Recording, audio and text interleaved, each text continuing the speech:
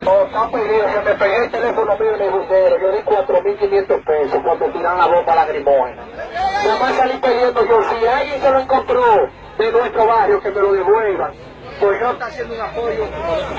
¿Qué es lo que te pidió? El teléfono mío, si alguien cree que es buena gente, que me lo entregue, que yo por haciendo mi amor, por ayuda del barrio, para apoyar, a ver si no van a hacer. Perdí 4.500 pesos cuando me tiraron la bomba lacrimógena. Tiraron una bomba. Y me pica todavía los ojos. Está bien. ¿Cómo le llaman el barrio? El ensanche José Reyes. Nosotros no queremos que nos maltraten. Simplemente quiero que nos ayuden en nuestro barrio a arreglar esta calle, ya que estamos cansados.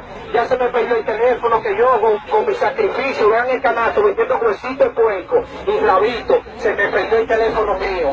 Pero yo le pido a Dios que me ayude, yo conseguí dinero y me trae otro. Herido de una pedrada, los muchachos comenzaron a tirar piedra a la policía les respondió con bombas, según dicen ellos, pero lo que dicen ellos que supuestamente hubo abuso policial, porque la policía que ya había llegado a negocio, a una negociación con ellos, ya ellos se iban, y ahí mismo la policía comenzó. Oigan, este hombre estaba mentando un celular que se le perdió en medio de la protesta.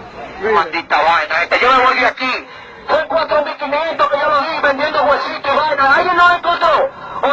O no sé qué lo tiene, pero si alguien lo encontró, coño. Maldita vaina, la careta esta, coño. Ay, Dios. Mira, ese tipo de